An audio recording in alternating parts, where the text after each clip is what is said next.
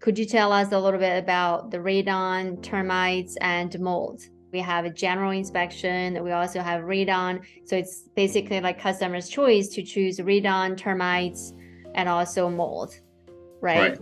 Yes.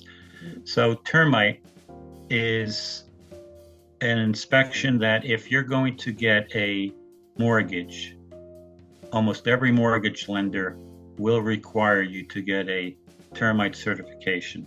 And that's so when the home inspector does his inspection, you also will look for any termite damage, any active termites. Now, either he can do it for you or for the client, or you can request an outside company that only does that. And the thing is that if they have to come in, it's generally probably around 30, 40, sometimes even 50% more, because they have to come in from outside. The licensed home inspector is there already.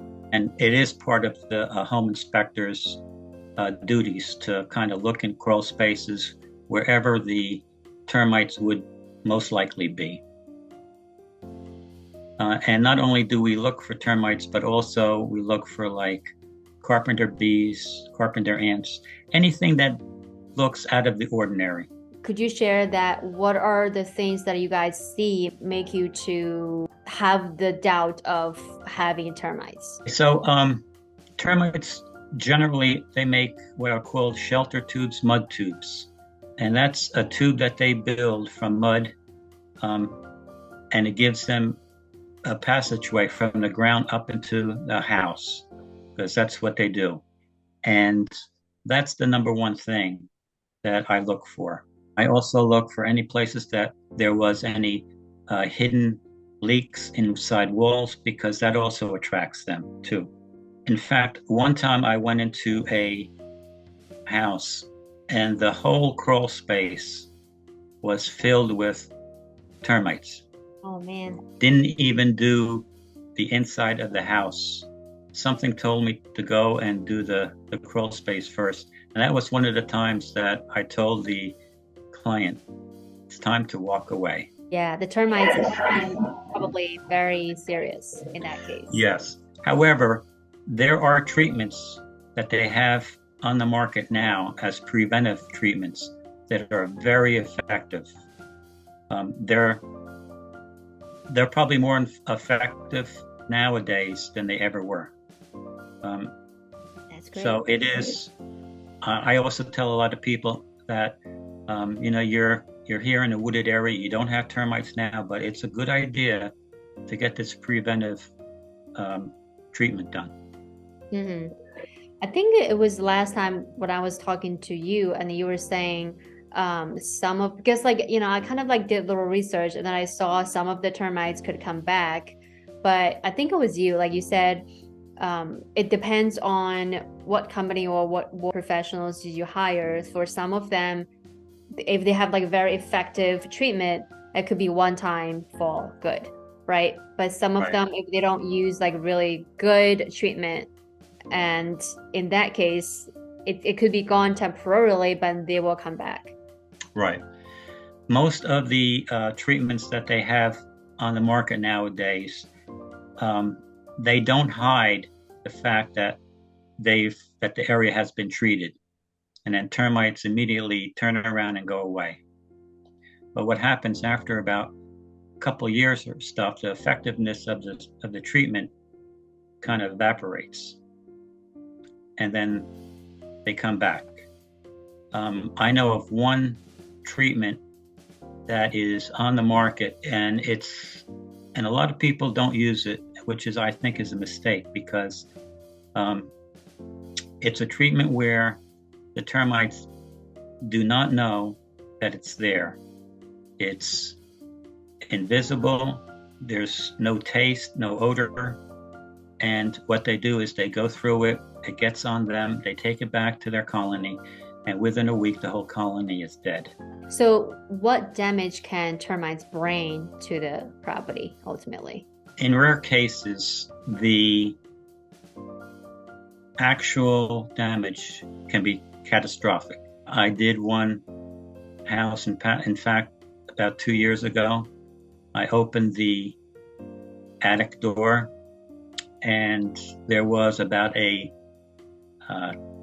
10 by 10 foot section of the wall studs completely gone from termites. Oh my gosh. Wow. I'm wondering what that looks like. It's just the rotten wood? It looks like the outside wall of the wall is there. The exterior wall is there, but none of your studs, the 2x4s, they were all completely gone. Wow. Oh my gosh. So nobody probably was living there, right? No, it was vacant for a while. And Okay. the only thing that kept the wall in place was on the outside was a chimney. So if that chimney was not there, that wall would have fell right out. Wow. Oh my gosh. So what about the radon? Okay. Radon is the second leading cause of lung cancer in the US. It's a colorless, tasteless gas that occurs naturally in the environment. And it's from uranium that decomposes, and it decomposes into radon gas. And what happens is that radon gas has a half-life of 3.8 days. And when it decomposes, it shoots off alpha particles, and they get inhaled, and that's what causes lung damage. And there are places in New Jersey that have high concentrations of radon gas, and the mitigation is fairly cheap for what it does, because it doesn't completely eliminate radon gas, but it brings it down to a very low level that's considered safe. Right. Because like I did have like the home right now, we're under contract. It has a radon gas, but the mitigation is already in place. I was talking to the professional from the radon company. So he was saying that to install a mitigation system, I mean, of course it depends, but he said it's around like $1,000, around that range. So what happens is that it makes a vacuum underneath the slab in your basement. So the air will not come through the cracks of your basement walls or your floor. And instead it gets sucked out through that tube and out into the atmosphere. Yeah, right. Then there's a fan, and I know usually lasts about 5 years. That's like what I researched for. But then the guy was saying that actually some of them, like he saw like some of the mitigation system could last, like the fan actually could last for like 10 years. Right. And there is a gauge on that's put on the tube. So you can go down into the basement, because sometimes the fan is in the basement, sometimes it's outside, but there's a little gauge there, and it has some colored water in it. And if it's in its gauge and the pump is working properly, the fan, you can see that the water in the gauge is not equal, that there is a vacuum that is working and the system is working right. Because otherwise you can't even tell that it is on. It's very quiet. Right. Yeah. Basically, when you see some houses have radon or have the radon systems already in place, it's not something that you should walk away from. Correct. Right. Correct. I mean, I've had a few houses that have, four picocuries per liter is, and anything above that is the action level when mitigation should be done. I've had a few tests that have come in the 20s, and after mitigation, that level was brought down to around 1. So it is very effective. So that should not really be a reason for somebody to walk away. Right, right. So what are the areas that South Jersey and North Jersey that have kind of relatively higher concentration? Well, up in northern New Jersey, Hunterdon County, Warren County, even up in Bergen County. But that's where bigger pockets are, but it can be found almost anywhere. In fact, last week I had one in Lawnside, and that came up high, and that needs to be mitigated. And also, I've also had a few places down by Slickerville. There's a couple of little hot pockets there. And also down further south in lower Gloucester County, there's a few hot spots there. Places where you wouldn't think of it, but there you are. What about Collinswood? Offhand, I don't think it is that high, but it can be anywhere. And and you can have, in some places, you can have one house out of 100 that has it. Obviously, like radon is from, we just said, like from underground. Correct. Right? It's just, unfortunately, it's just a natural air. Correct. It has come in granite sometimes. At one time, there was a quarry out in Pennsylvania that was producing, granite countertops. I think since it really became a pretty big problem, they're no longer taking any stuff out of that one quarry. So it's just not in the soil. It's also in rocks. It's in granite. It's also in bluestone, and bluestone is kind of a base of many poured concrete floors and basements. So next one is the mold. I know for mold is that I did speak with like a couple mold professionals. They were saying like actually every house has a mold. It's just we don't know. It's just like you don't know. And there's so many different kinds of mold. There's like black mold, he was saying, the black mold, the white mold, green mold. They have like different treatments too, I think. That's what he said. Right. Yeah. That's exactly that I was going to say. Every house has some form of mold. If you have water, moisture, heat, and you have the fuel, you're going to end up having mold. And the big thing is to control mold is to control the moisture.